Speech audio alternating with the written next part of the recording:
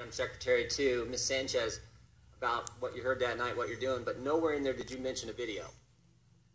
You didn't mention a video because there was never a video-inspired protest in Benghazi. There was in Cairo, but not in Benghazi. Victoria Nuland, your spokesperson at the State Department, hours after the attack said this: Benghazi has been attacked by militants. In Cairo, police have removed demonstrators. Benghazi, you got weapons and explosions. Cairo, you got spray paint and rocks. 1 hour before the attack in Benghazi, Chris Stevens walks a diplomat to the front gate. The ambassador didn't report a demonstration. He didn't report it because it never happened.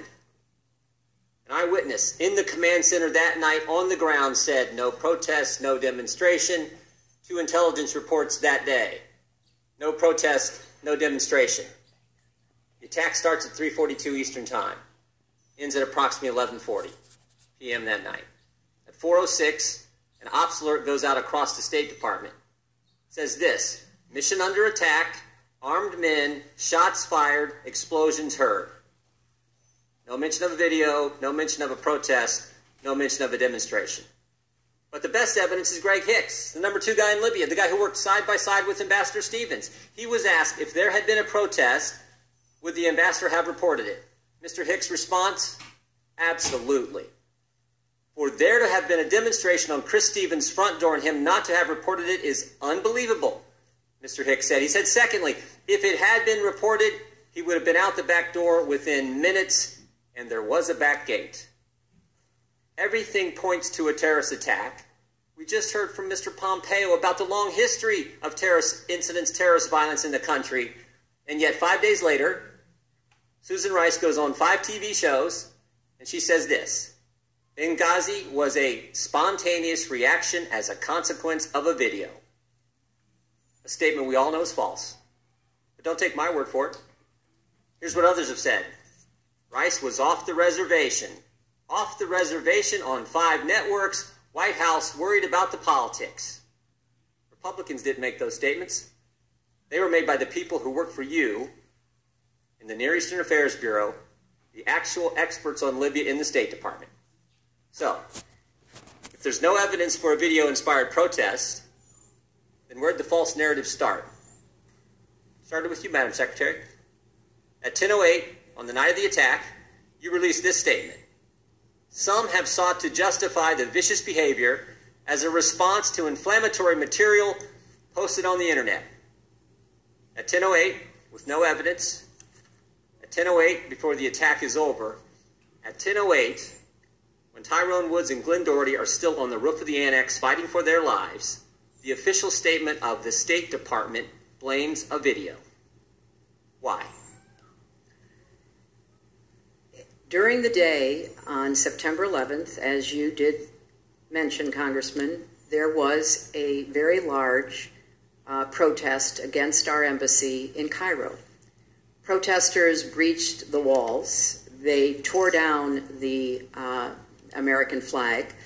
And it was of grave concern to us because the inflammatory video had been shown on Egyptian television, which has a broader reach than just inside Egypt.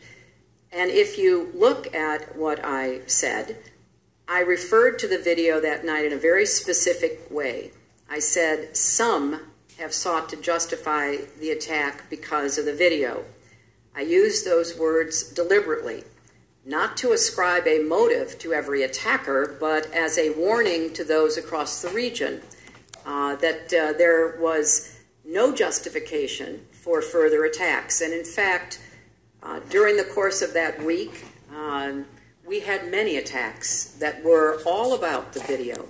We had people breaching the walls of our embassies in Tunis, in Khartoum. We had people, thankfully not Americans, dying at protests, but that's what was going on, Congressman. Secretary Clinton, I appreciate most of those attacks were after the attack on the facility in Benghazi. You mentioned Cairo. It was interesting what else Ms. Nuland said that day. She said, if pressed by the press, if there's a connection between Cairo and Benghazi, she said this: there's no connection between the two. So here's what troubles me. Your experts knew the truth. Your spokesperson knew the truth. Greg Hicks knew the truth. But what troubles me more is I think you knew the truth. I want to show you a few things here. You're looking at an email you sent to your family. Here's what you said. At 11 o'clock that night, approximately 1 hour after you told the American people it was a video, you say to your family, 2 officers were killed today in Benghazi by an Al-Qaeda-like group. You tell the American people one thing, you tell your family an entirely different story. Also, on the night of the attack, you had a call with the president of Libya. Here's what you said to him. Ansar al-Sharia is claiming responsibility. It's interesting, Mr. Katala, one of the guys arrested and charged, actually belonged to that group.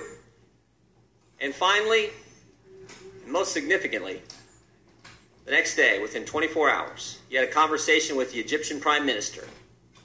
You told him this: we know the attack in Libya had nothing to do with the film. It was a planned attack, not a protest. Let me read that one more time. We know, not we think, not it might be, we know the attack in Libya had nothing to do with the film. It was a planned attack, not a protest. State Department experts knew the truth. You knew the truth. But that's not what the American people got. And again,